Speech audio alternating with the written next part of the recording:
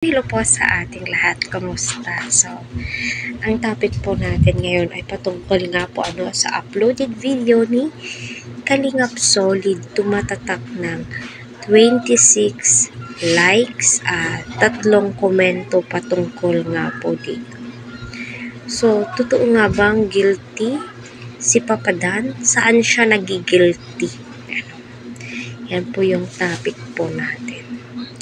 Kaya patuloy po nating suportahan si Kalingap Rob, Kuya Val. Huwag po natin skip ang kanilang ads para sa ganun nga po ay marami pa pong kababayan po natin ang kanilang matulungan.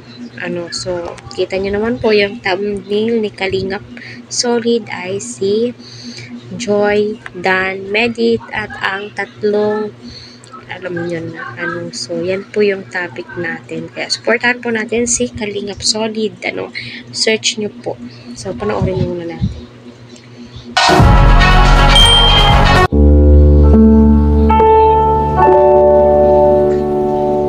Matagal na may gusto, mapagpalang araw po sa inyong lahat mga Kalingap viewers, naway nasa maayos at ligtas po kayong kondisyon. Patuloy po nating suportahan ang founder po ng Lingap para sa mahihirap si Kuya Val at Kalingap Rob. Na tumulong ka man o hindi ay nagpapatuloy silang umaagapay sa mga dukha nating mga kababayan.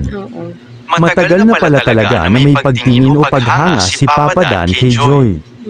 Dahil unang Kalingap Angel si Joy at siguro dahil si Papa Dan ay sama-sama sa pag-scout nila ng mga K-boys at napahanga na siguro siya sa angking ganda ni Joy sa physical man na anyo. Unang-una si Kalingap Joy, 2 years na pong tinutulungan ng Kalingap, hindi pa rin po siya nagbabago. Still, napaka humble niya, napaka down to earth niya kahit na napakaraming nang babash sa kanya, gulang nang ko kasi mas kilala po niya yung sarili niya at alam niya sa sarili niya wala po siyang ginagawang masama, kaya siguro mas lalong napahanga si Kalingap Dan kay Joy, At pag-uugali nito na mahiyain at tahimik lang.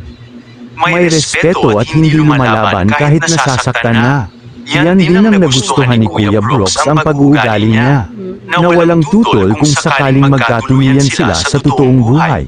Sabi nga niya kung saan masaya si Papa Dan ay dun siya.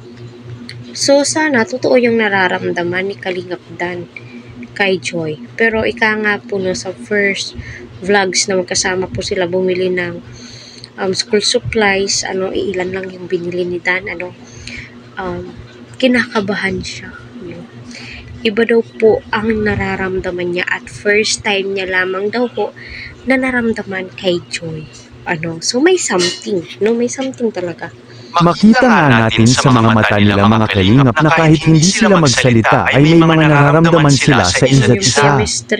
At recently lang mga Kalingap ay siniliyuhan na ni Papa Dan na si Joy ang kanyang special someone.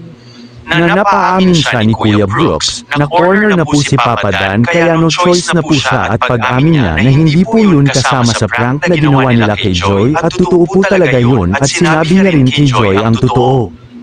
Makikita po natin nung birthday ni Joy na sumayaw sila at napaka-sweet po sa isa't isa at nung nagpalawan si Papa Dan. Nasabi pa niya na iba talaga kung kasama mo ang special someone. Lalong-lalo na sa lugar na malaparaisong ganda ng El Nido. Siyempre alam na natin kung sino ang tinutukoy niya mga Kalingap ay walang iba kundi si Joy. So totoo talaga na may namumuong pagtitinginan si Kalingap Dan at saka si Joy. So ito na siguro yung way para magkatuluyan sila kasi ika nga ni Kuya Brooks ay botong-boto po siya kay Joy.